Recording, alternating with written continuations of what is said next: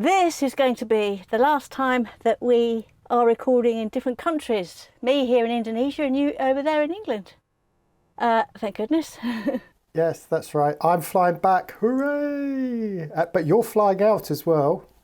Yeah, I've got to go out because I need to renew my visa. So it's actually worked out quite well. So I fly out to KL and I join you in Jakarta with a few days there, and then we come back here and then we put the boat back in the water as soon as humanly possible. Because I think if we don't, I will just melt away and just be one little tiny drop of sweat if we carry on much longer like this. So apologies for those watching. Go on. Sorry, I was just going to say, before we continue, can I just mention this latest episode that went out last weekend as we're recording it, which is our gateway to Komodo. First of all, the amount of positive comments we received from it has been extraordinary. And I'll be honest, it didn't surprise me, because when I finished the final edit, it's one of those episodes that is up there in my top 10 of all time. I just absolutely loved that episode, even if I say so myself, because I think it just paints a beautiful picture of one of the places we've visited. And if you haven't seen it, please do go and see it, because it is just spectacular. Do you not agree? I do agree. Also, it is exactly how we saw it. So it's not like a pretty view of it or whatever. It's not trying to be anything that isn't. That is what we experienced. It was exactly like that, and it was really special. I think you probably tell from where we're talking to camera how we're all full of smiles. Loved it there. I hope we get a chance to go back. And it says gateway to Komodo. We haven't even seen a dragon yet or gone near Komodo Island. So this is just getting there and staying at Labuan Bajo. Yeah, it was great. Absolutely love it. It's beautiful. And we've had some really good feedback on the social media as well. Yeah. Okay, so since this is our last weird podcast, we're going to pick a subject that is, well, nothing like we've done before, I suppose. You came up with this, so tell us a bit more.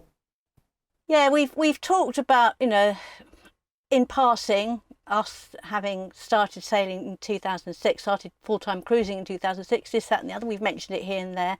But we are actually now entering our 18th year of full-time cruising. And I thought it might be worth looking back at the places we've been, why we chose to cruise where we have cruised in that time, what we've seen, what we've experienced, the highs, the lows maybe, perhaps compare it with our friends and what they've done. So it's really all about the places and where we've sailed in now 17 years and coming into our 18th year. Hello, I'm Liz. And I'm Jamie. Welcome to Follow the Boat, in which we discuss what it's really like to give it all up to live on a boat. And go travelling around the world. We've been doing it since 2006 and we're still at it. Each week we talk about our latest YouTube videos. And about boats, sailing, travel or anything else which floats into our heads. And if you leave a comment we like, we'll give you an answer and a name check. Peace and fair winds. Right, before you go any further, and I know we've had this discussion before, but I think there is some disagreement between you and me on exactly how many years we've been on the boat. I sat down with Mum the other day and got out the photo album, because that period between us meeting each other, deciding to buy a boat, buying a boat, moving on to the boat is a little bit hazy, and we do quite often get our years muddled up. And the first thing I should say is, and I know you don't like to be reminded of this, but I actually moved on to the boat the year before you eventually moved on. So I like to consider the beginning of my liveaboard career from that point, which we should just quickly explain, was 6 months prior to you coming out, because you, bless you, had to serve a 6-month notice period from your old job. So you came out a little bit later, but Mum and I were looking through the photos. It's like, no, we did buy Esper in 2004, not 2005. And it was 2005, I think, that I moved on to the boat. So... But hold your horses, hold your horses. Yes, we bought it we didn't actually live together full time until I came out with you in 2006, after we'd finished the flat and we'd got our tenants into the flat. So I don't think you can count until after then. I mean, I came out as well and stayed on the boat for a few weeks here and there, but obviously you spent a lot longer on the boat. But we didn't really bring all our belongings and call it home until after we'd got the tenants in the flat and we no longer had a home in the UK. And then we said, right, we're off, we're out of here. And that actually was 2006. So that's splitting hairs. But yeah, we've had the boat for 19 years. Yeah. Yeah. And we should also say that there is an even more important anniversary to celebrate this Christmas Day, and that is, it will be 2 decades exactly that we met each other. I know. We met in Antigua. Yeah, in 2003, Christmas 2003. So it'll be 20 years that we've known each other. Mm. We've lasted longer than both my previous marriages. I told Mum that together. The other day. She couldn't believe it. Yeah. Put them together. You and I have been together twice as long. Well, maybe the answer is not to have a wedding. Well, yeah, there's a lot to be said for that. So yeah. I guess what we're hoping from this little chat is that we can inspire new people to cruising, that it isn't just a holiday, it is a lifestyle, and it's a lifestyle that we have been living for almost 2 decades. Yeah. And it's something to be celebrated, I think, the highs and the lows. Yeah, I'm considering, I particularly want to consider the places, because we're always talking about how great it is to be liveaboards, and and then we've come up with lots of reasons for this, that, and the other. But we don't really cover specifically why we've chosen to go the route that we've gone and why we've taken the length of time that we've taken. And I think we're fairly unique in that. When I look at other sailing channels, sure, there are a few that come up round and through Southeast Asia and out the other side and off they go, like they do with the rallies. We've been here for 10 years, but that's only half of our sailing. We had a life before we got to Southeast Asia. So it was dictated to us really when we bought the boat in Turkey. So we were right at the far eastern end of the Mediterranean. So that's where we started. So we had options, didn't we? We had options about where to go. I think also that is worth highlighting, especially for people looking for boats. And this is something we have discussed before. I'm sure we will cover lots of familiar ground in this little discussion. But for those looking to buy a boat, don't put any restrictions on where you're looking. And so the reason why we started in Turkey was simply because that was where our ideal, in inverted commas, our ideal boat was. And we didn't put any of those barriers up to prevent us from looking further afield than the usual places. So that's why we started in Turkey. And I think, as people who know our channel know, that we actually spent our first 3 years in Turkey. And of course, what a beautiful cruising ground that was, at least back then. No idea what it's like now. But yeah, the question of where to go next, of course, for those who are unfamiliar, it is the standard trade routes to go from east to west. It is certainly the easier way, if you're going to circumnavigate, is to go from east to west. But just explain why. Go on. Just explain why. I mean, it's all to do with the winds, the seasons. It's all dictated by the weather. So if you go east to west, you've got the trade winds, you've got the monsoons, you've got everything going the right way to help you get across the big stuff. And if you're going to go the other way, you're sailing uphill quite a lot of the way, and you have to really pick your windows carefully to get across. So there's those two things. And the obvious thing to do when we bought the boat was to go through the Mediterranean, out the other side, cross the Atlantic, and go around the world that way.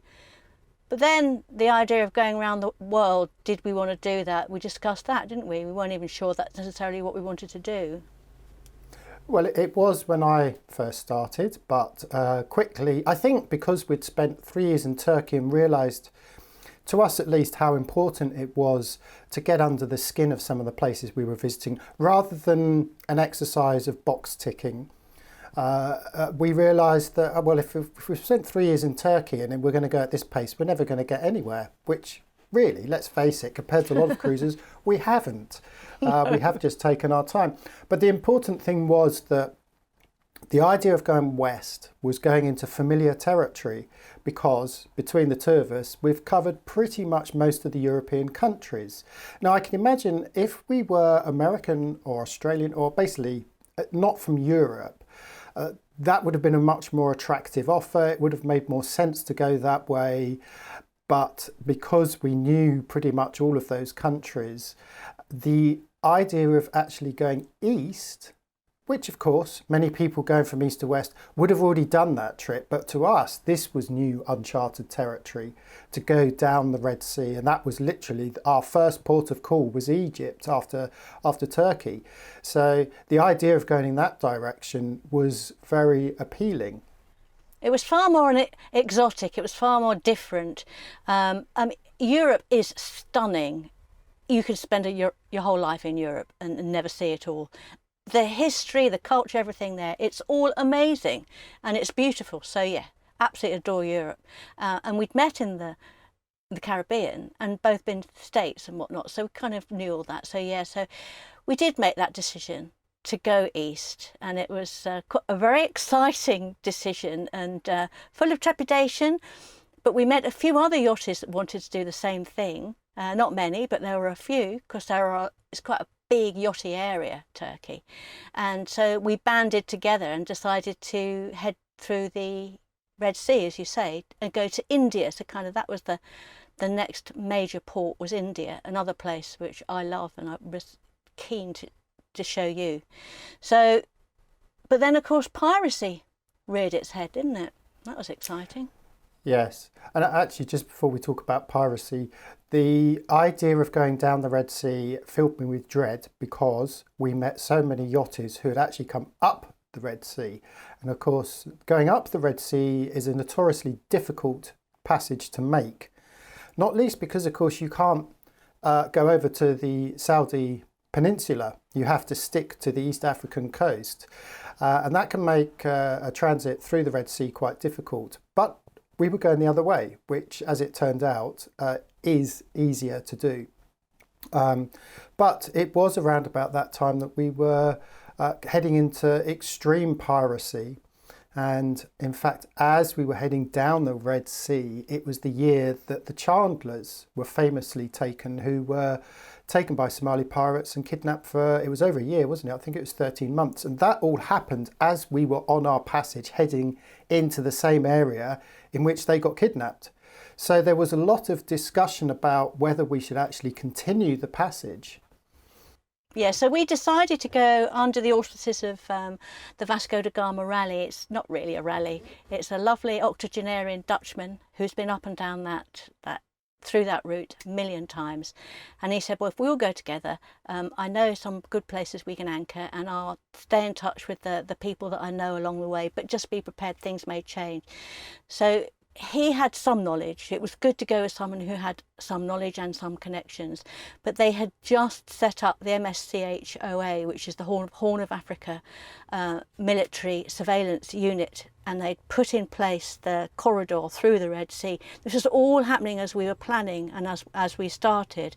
And I think with hindsight, I wouldn't do it, because it's difficult to explain exactly how bad it was, but at the time we were very gung-ho and we reckoned we could do it. We reckoned it would be okay, and you know, we could always peel off back if we didn't want to. So we set off from Turkey, and first port was Egypt. Of course, I mean, this was 2009, so it's a long time ago, so things may well have changed. So some of the information we may discuss now may well have changed. I don't know what it's like now. I mean, I did read somewhere that somebody had actually anchored off Saudi Arabia, but it was completely out of bounds when we were there. We wouldn't have dreamt of going on that side. You just couldn't do it. And we went there was only one Sudan. It was just Sudan. It was before it split into two countries. And it was before the Arab Spring.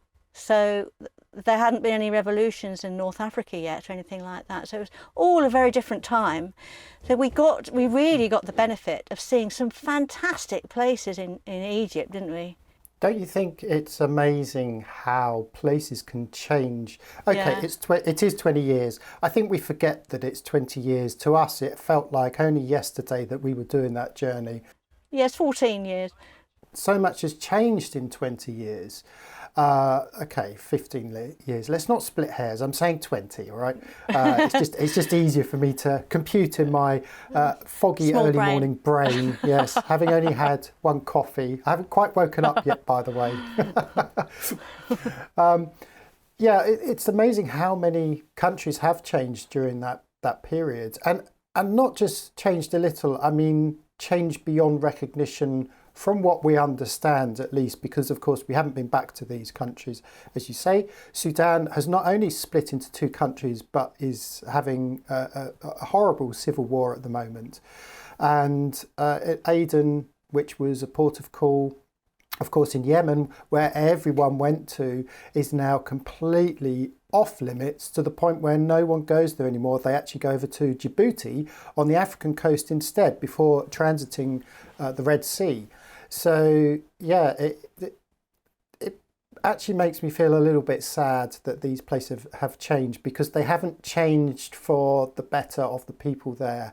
These places have become far worse places to live. And of course, you know, we made some acquaintances and even one or two friends during that period, and sadly lost touch with them. So yeah, I get a little bit sad when I think about those places, because of course we have such fond, great memories of them. Yeah. So just quickly to put it in perspective, our route from Turkey to India was across to Egypt, through the Suez, then down to southern Egypt and over to Sudan, along the coastline, going down the west side of the Red Sea, Eritrea, another amazing country, and then across the Red Sea at the Bab el-Mandab to Yemen, and then eventually Oman before we crossed to India. And it was brilliant and exciting to begin with the most extraordinary coral I've ever seen anywhere. I will never forget the coral in the Red Sea. Not talking about Egypt, where people die. I'm talking about Sudan and Eritrea, where there is nothing. It's not a hotel, it's not a building, there's nothing. It's just acres and miles of coral. There's every kind of fish you can imagine, whales, rays, everything. Every time I put my line out, I caught a mackerel this big, a tuna this big, caught sharks. We ate so well from the fishing there. I've never been anywhere that had so much life. What do you think? Do you agree?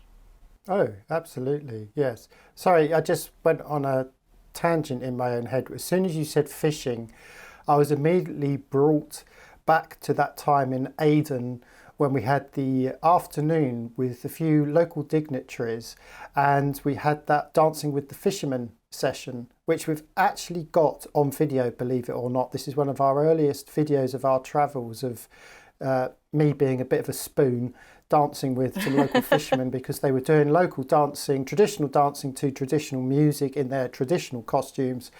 And you know, very early on we were having these cultural experiences, which again I look back on with great fondness and sadness.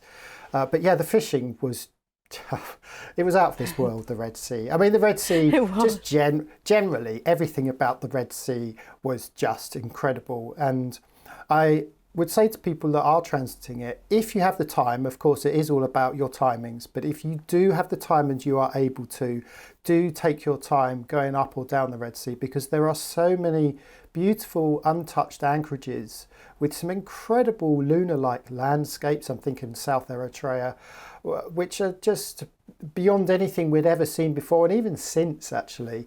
Just it was a unique experience, and I'm so glad we did that. I really am.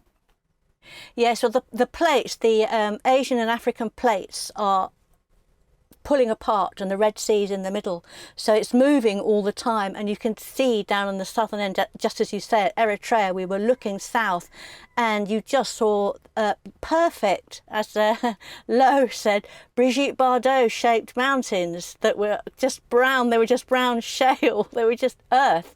So brand new, just appearing all the time. And it means, of course, that the water down below, where it's pulling apart, you've got all these thermals coming through and this incredible growth. And so it is full of life. Yeah, I could go on about the Red Sea for the next 2 hours, but we won't bore everybody with that. Just wanted to let you know that was the first sort of so that was heading out of Turkey. Now, I mean, you said we spent 3 years in Turkey. We did spend a lot of time sailing in the Greek islands, and we also went to Cyprus as well. So, you know, we did a lot of sailing around that eastern end of the Med, and you really do sail there because the winds in the Mediterranean are fantastic. The shape of the waves is square, so you do bump around quite a bit, but the sailing is amazing. What about the sailing in the Red Sea? We did have some really good times, didn't we? We got some of our fastest speeds there, particularly at the beginning. Yeah, so the way the Red Sea works, and this is why it can be a problem going up, is that the first half of the Red Sea from north to south, you've got I presume it's the tail end of the Meltemis, would it be? I don't know if they stretch that far, but anyway, you have northerly winds blowing you southwards. So that first half of the Red Sea, we were getting some incredible speeds, as you say, sailing due south. And then the winds started abating, and we did quite a bit of motoring on the second half of that journey. But also you have to remember that because we were sailing as a unit, we started off with 12 boats, it ended up being 10, I think. We were having to stick together, which meant we couldn't sail even when we wanted to. And there was one day when I think we'd had enough of trying to motor in formation, and we all peeled. Someone got their sails out, and then everyone else copied, and that was it. We all went from different directions, and Lowe, the organizer, did his nut. Yeah, he furious. went ballistic at us because we were doing this in actually the most dangerous point that we'd sailed to yet, which was very south of the Red Sea. Yes. So just to explain then, so the whole of the Red Sea, most of the Red Sea, each of us sailed wherever we wanted to, and all we had to do is be in a certain place by a certain time. And it was when we did the crossing of the Bab el-Mandab that we had to start sailing in formation, and we sailed in a diamond shape. The idea being that, you know, like animals on the African plain, if you herd together, you've got more of a chance of survival and less likely to be picked off by the bad guys. And there was piracy going on right then. We could hear it on the radio. It was certainly happening. And so we had a whole load of things happening. We had having to sail in formation. Of course, yachts are not designed to do that, so you had to do it all with your engine on. Each skipper is a skipper and hates being told what to do. So, you know, it was like herding cats. And then you've got the anxiety and stress levels ramping right up because we could hear people being attacked on the radios. We had military ships around us. We were circled by Canadian Navy, which was lovely. But there's only so much they could do. They were in touch with us every day, and they were giving us bulletins and whatnot. But we got through. But it was very, very hard work, that last bit. Joyous at the beginning of the Red Sea, but that last bit, because of the piracy, was awful, wasn't it? Yes, and then when we got to Oman, eventually, we had to stay in the port for 2 weeks because of visa. We were applying for our Indian visa. There was some delay, but it was like being in quarantine, wasn't it? And I think at that point, didn't they lock up our booze cupboards? I seem to remember. And everyone was desperate for a drink. And there's a famous bar or even a pub, in Oman, in the port of Salalah. Yes, there's a famous bar there where all of the any navy will go there. It doesn't matter which country they come from. It's an iconic place. So we were all desperate to get to this bar, but we couldn't because we couldn't leave the compound. My biggest memory is that we had to go to Oman, which we originally weren't going to. We were going to go straight across to India, but we had to go north to Salalah because the piracy had ramped up and it was getting more frequent, and they were now moving up the northern coast. So it wasn't just that, it wasn't just the Red Sea, they were going up much further north up the coast of Oman. And so we were in touch with the British Navy, who had a frigate there at the time in Salalah while we were there, and they said, don't move, you have to stay here. Do you remember you and I heard an attack on the radio, and we told Lowe about it, who then spoke to the military, and they said yes, there had been an attack that night. It was where we said we thought it was, and it suddenly meant that it was far more dangerous than it had ever been, because they now didn't know where the pirates were going to be. So we were locked in for that reason as much as anything, and we had to wait, really, not for permission, because you can do what you like, but we had to wait for the Navy to say, okay, we've cleared and we swept the area, go now, go, go, go. And that's what we had to do. Very exciting looking back on it. I can't understand how I was so brave, but we did it. We should say that that piracy attack that we heard actually happened further up the coast to where we were going to be sailing to. So it was a relevant attack. And I seem to remember as well, when eventually we left, it was under the darkness of a new moon as well. We had to wait for a new moon before we left. Yeah. Yes. That crossing across the Arabian Sea was quite amazing, but the highlight, although I should say the low light for me, was when one of the boats we were with, who was but now at this point out of sight from us, the wife radioed through in a complete panic to say that they were being approached by a huge, what looked like a fishing vessel, and had actually taken a detour to follow them. And I took the call on the VHF radio, and I remember asking her for her coordinates, which she gave me, and when I jotted them down and plotted them, they made no sense whatsoever. She just got it wrong because she was in a blind panic, and I asked where her husband was, and she said, oh, he's up on deck, he's just keeping an eye on things. And then radio silence, and there was radio silence for about half an hour. And I remember that of all the times or the points during that whole journey, that for me was the most scared I was, because I felt for these guys, and I was terrified about what might have happened. Well, of course, as it turned out, eventually they got back in touch with us, and as it turned out, and this was probably our first many experiences of a genuinely curious fishing boat who had taken a detour to approach them on their sailing boat, purely out of curiosity and entertainment. So fortunately, nothing bad happened at all, and she came back on the radio and kind of apologised, and we said, don't worry, you did the right thing. She did the right thing by radioing through to us. But that half an hour of not hearing from them, having that radio silence, just filled me with absolute dread. Yes, it was. We thought they'd been taken. We really did. And then, we were just looking out with saucer eyes at this Black Sea, wondering what was out there for the rest of us. Yeah, it really brought it home to you. But as you say about the really, once you get through the Red Sea, once you're into the Arabian Sea and the Indian Ocean, you're just surrounded by fishing boats all the time, and they will often come up to you and just want to know who you are and what you're doing, where you're going, would you like a fish, what you got anything to trade, got any cigarettes, got any sugar, blah, blah, blah. Happens all the time.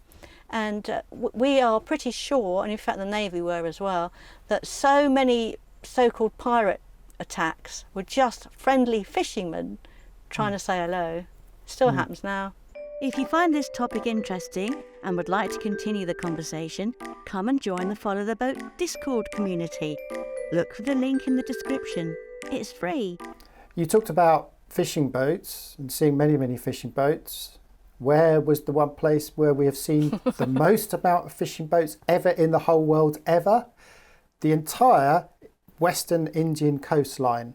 I have never seen anything, or more importantly, never heard anything like it, because trying to monitor channel 16, which is the international hailing channel on a VHF radio, was impossible, because it's just full of, I assume, drunken fishermen screaming and shouting and singing down the VHF radio. Do you remember? Yes. I think we had to turn it off I in the do. end. We did. I mean, it started before then, didn't it? It started in the Red Sea. There were the two famous calls, Mario, Mario, Mario, just constantly on the radio, and the other one, pork control, banana control, banana pork control. And there were a few rather sort of racist ones as well. Yeah, and yeah. In fact, I remember I looked it up, and they've these phrases that presumably are shouted through the VHF radio by bored deckhands on commercial ships who've got nothing better to do, and they've managed to get hold of a VHF radio. They've actually got entries in Wikipedia. So these phrases on the radio are well known. Banana anyway. pork control all night long. Yeah, we had so bad having to turn 1/6 off, and we'd find other channels, secret channels that we would use to hail each other, and then they'd hear them and they'd get on. And the moment they heard a female voice, well, forget it. It just all hell went loose. So yeah, but I think even if we'd actually managed to say anything on 1/6, and if we'd had any kind of emergency, nothing would have been done because nobody could hear you. And I don't think anyone was very interested. No, and of course, the one time we had some interaction with a nautical presence by the forces is the famous time we got rammed. And this was a big wooden fishing skiff. Just outside India. Yes, that had turned out, and by the way, we should add, this was in international waters. So this was, it was about 30 miles offshore, I think. Coming into Mumbai. But the Indian skiff, no, it was further down, Liz. It was much further down. Because I remember shortly afterwards when we came into Kerala, the marina manager was ex-Navy, and it was the first thing we talked to him about. But this wooden fishing skiff had been commandeered by two naval officers who were in uniform. And, well, I won't bore you with the story because I think we've talked about this before, but they eventually ended up T-boning Esper and just smashing straight into the side of us.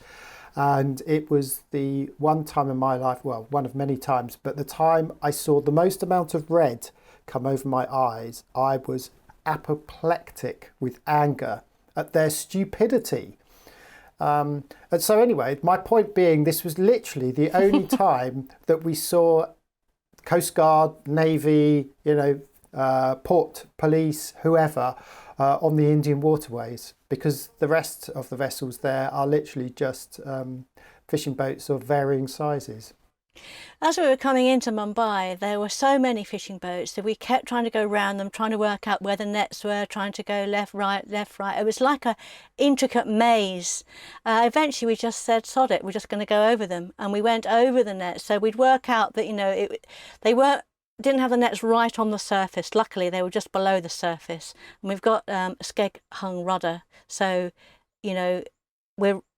if we do hit anything, it tends to go under the boat and up out the other side.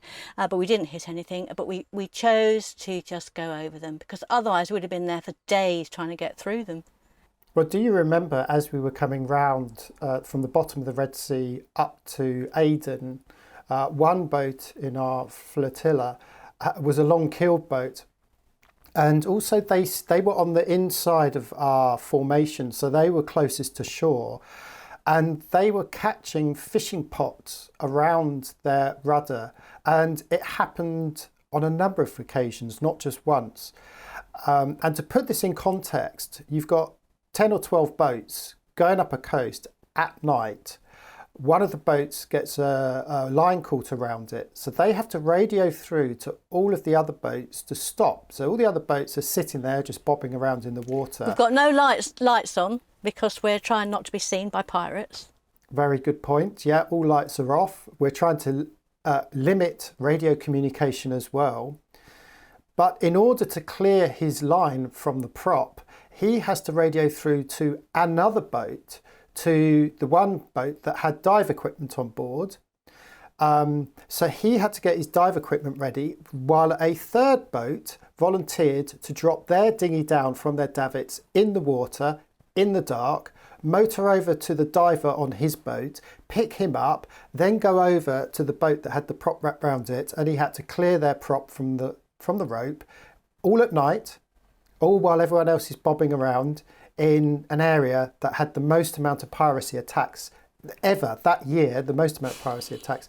And that whole process would take an hour or so.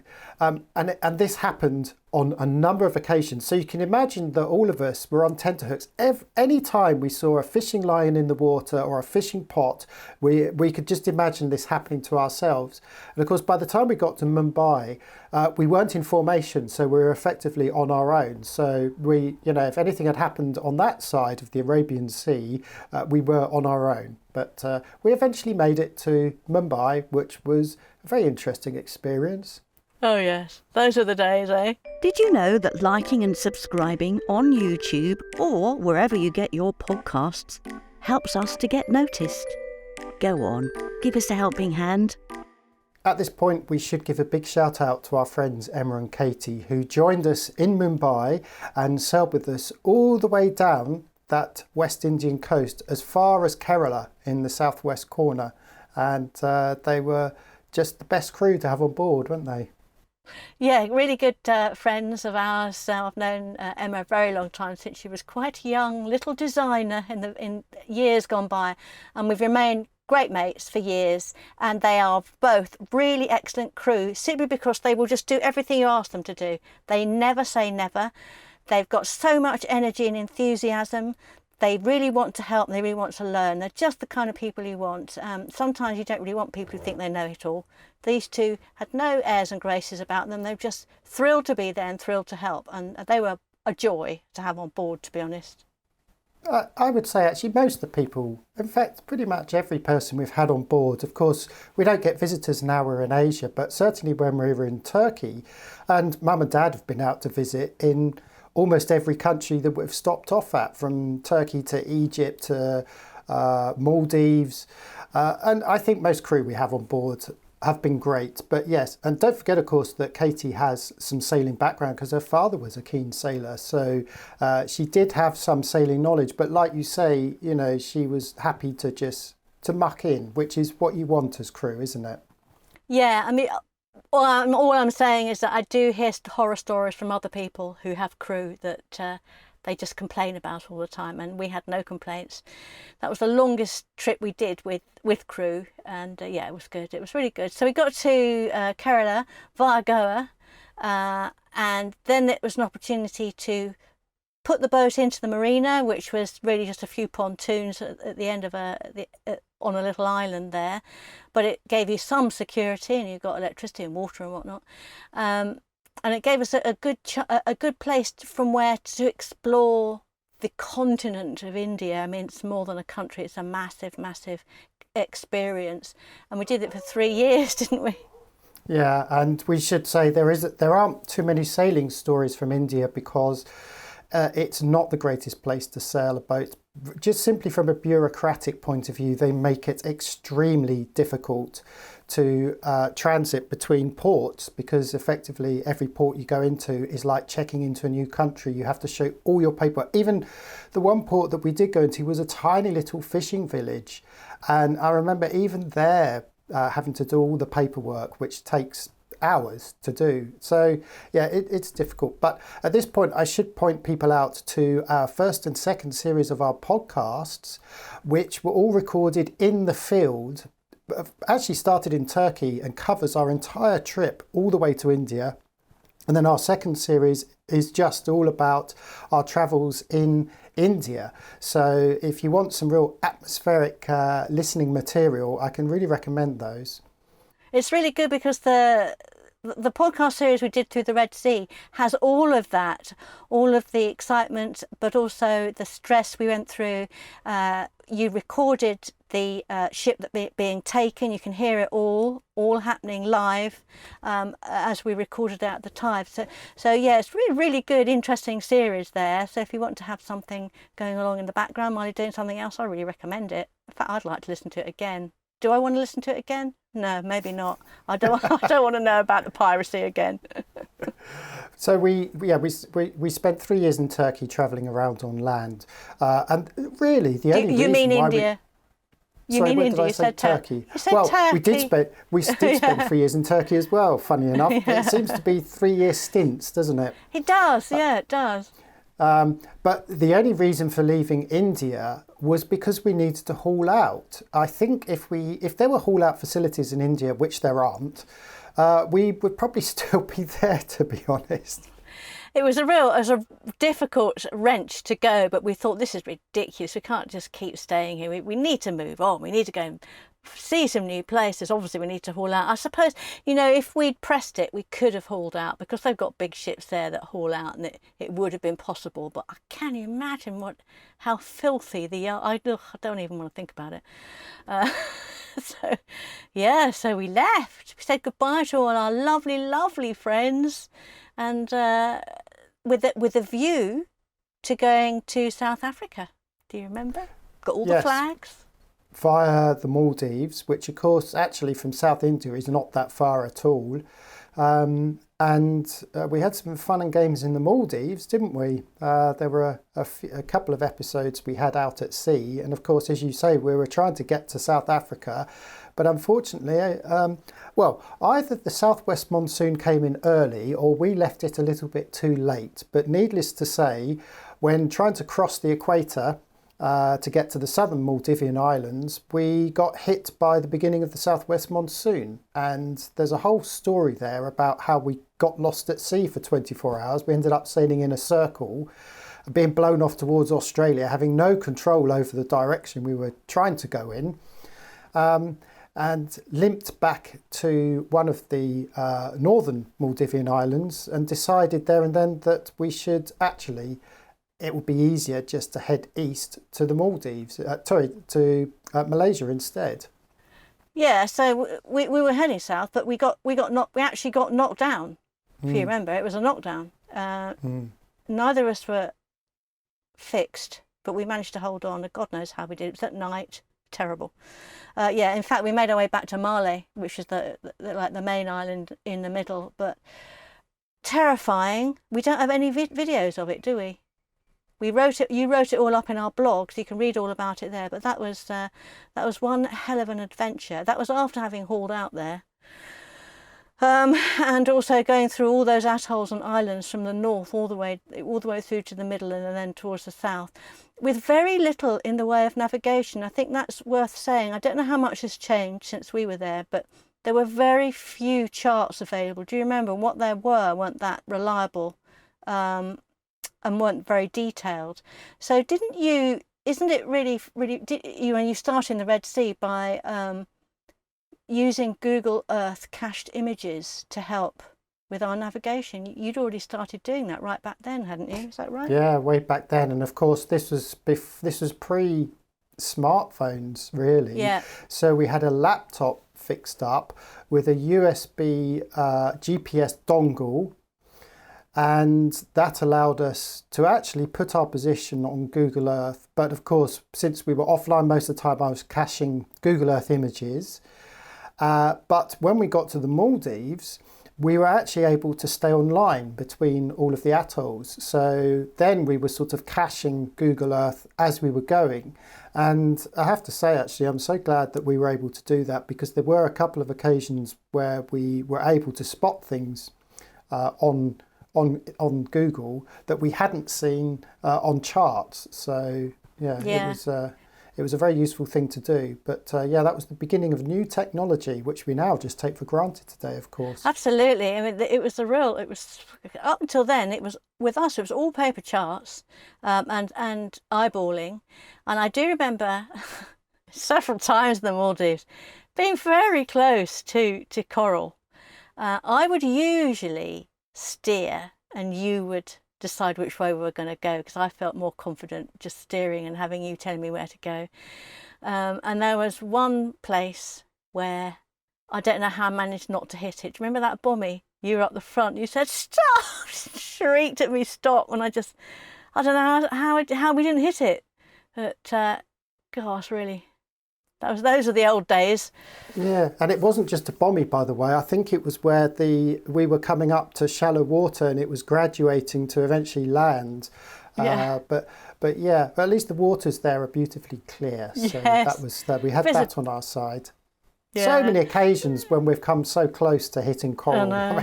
I mean, I lose count of that, but Yeah, I so know. yeah, the Maldives definitely worth visiting, but of course at that point we had decided we were going to head to Malaysia instead, and so this was the hugely eventful Indian Ocean crossing where all kinds of things happened. Of course, the two highlights being on the second day we lost our wind pilot, and we should say, by the way, we'd already lost our autopilot, our electronic autopilot, somewhere down the Red Sea, but we had a wind pilot. So on the day that we left the Maldives, it's literally a straight run to Langkawi in Malaysia, set the wind pilot, and I remember going to bed and then waking up with the boat being blown off course and running up and having a go at you for dicking around with the wind pilot, and you said, I haven't touched it, and went to the back of the boat to find the entire auxiliary rudder had been ripped off somehow. And so that is the event. And we've told this story so many times now. What was it? I think it was 12 days of hand steering, 2 hours on, 2 hours off in the southwest monsoon. So following 4-metre swell in pissing rain and squall after squall after squall, and it was utterly exhausting. And the only highlight of that trip really was when we rescued 2 turtles. We'd lost the genoa. The furling mechanism had gone completely wrong, so we could not get our foresail to work, and we had to manhandle it down because there's no way we could get it out of it. It's a massive problem. So we were pulling that down. I was at the front lashing it because it was too difficult, because there were too many waves and we were moving around far too much to open the hatch and get it downstairs. So it's just a matter of lashing it. So I was lashing and lashing and lashing out the front. You were trying to steer the boat while I was doing that.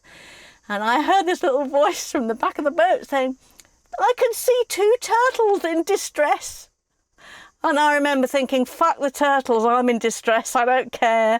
But of course, I looked up and saw what you were seeing, which was those sort of great massive nets and things, and these fins popping out on the top of them and then disappearing. And we did the right thing, and you were absolutely right, I was wrong. You were absolutely right, we needed to rescue them. And we did rescue them. Long story, but we managed to get them out of the ocean into the boat, into the cockpit, all tangled up in this net, still alive, but very much the worse for wear. And we cut them away, didn't we? And we released them, and it helped us, I think, didn't it? It really did. That was a turning point in that journey because, as you say, I'd forgotten about the head sail not working. So you can imagine following seas. And it was very dark for most of that journey, and I've noticed it's now very dark where you are. Where's your light gone? I don't know. You've gone in the dark. Hang on, shall I put this light on? Oh, that's better. Yes, well, it's the sun is going down here, but it just disappeared completely, didn't it? That's odd. Anyway, anyone listening doesn't care about that. But yeah, so, I just can't believe that we did it. We hand steered all the way across. We rescued turtles. We lost the head sail. We had thunder and lightning all the way. Enormous waves. At least they weren't coming at us. At least they were pushing us. But it's quite hard to steer, because that's hard work steering in that. And I have to say, when we got to Langkawi, we had both lost an enormous amount of weight in a very small amount of time because we weren't able to cook or eat. So all we ate was tuna out of cans because we'd just been to the Maldives, which is famous for its tuna, and we'd stocked up on tuna in cans, and we just ate, we'd open a can, wolf it down, try and get an hour's sleep while the other one took over, and that was it for 12 days. It's the hardest thing I've ever done in my life, and we recount this story, and of course to non-sailors it's utterly meaningless, it just doesn't mean anything, but other sailors understand that 12 days of 2-hour watches. I think my arms were stuck in this position for 2 weeks once we got to the Maldives. I'm raising my arms up with my shoulders up because that was the position you're steering in, and of course you're gripping a lot harder than normal because of those waves, and you don't want to go side onto those waves. So it was that was really, really tough, but anyway.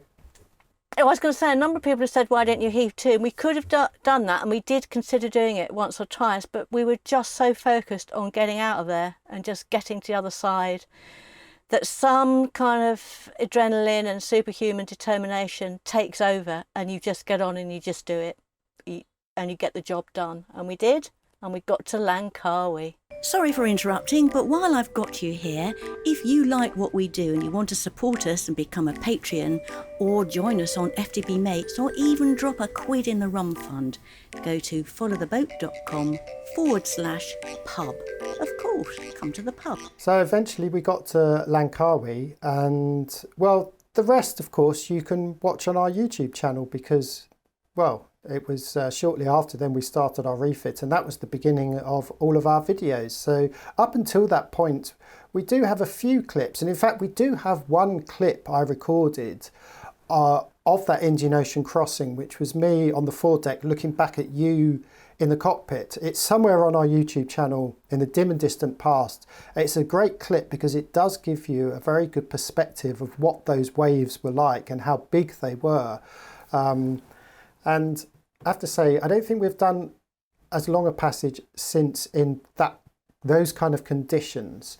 I think the advantage of cruising around Asia with so many options is that they're much shorter distances, and so you can pick your time. You know, when you do. But we have had we've had some pretty nasty weather here as well. But as you say, not for 12 days in a row. Well, and I would say actually some of the worst experiences we've had at sea have been off the coast and at anchor. They've definitely been in Asia with some of these horrendous squalls that you get coming through, which are completely unpredictable. At least when we crossed the Indian Ocean, we knew what we were going to be contending with. So there was an element of planning, apart from all the things that went wrong. But yeah, some of the worst stories, I would say, some of the most stressful times have been being in local areas off the coast of, yeah. Yes, I mean the South China Sea, going across to Borneo, going from Anambas or somewhere around there, the South China Sea can be pretty nasty, and that's where you get the water spouts and things, which are a little bit scary to be looking at when you're on a boat. And quite big choppy waves and big winds. Yeah, we've had 60-knot winds and whatnot round here. But anyway, so we were going to talk about the places we've been, and we've brought you from Turkey through the Red Sea, Arabian Sea, round to India, Maldives. Couldn't get to South Africa, it was too late, it was all wrong, so we came this way, had no intention of coming here. And I think now everybody must realise by now how much we love Southeast Asia. Because we got here towards the end of 2013, and in 2014 we started our refit in Thailand. After doing a lot of research, we found a place we wanted to do our refit. We spent a year kind of rebuilding Espa, didn't we? Yep. Well, you can see all of that in 52 episodes, I think. Yes, yes. And after we rebuilt her and we got her back out, this beautiful boat, she looked so stunning and did really well. We have been, since 2015, doing nothing but sailing in Thailand, Malaysia, Indonesia, and that includes Borneo and all the islands and Sumatra and all these places.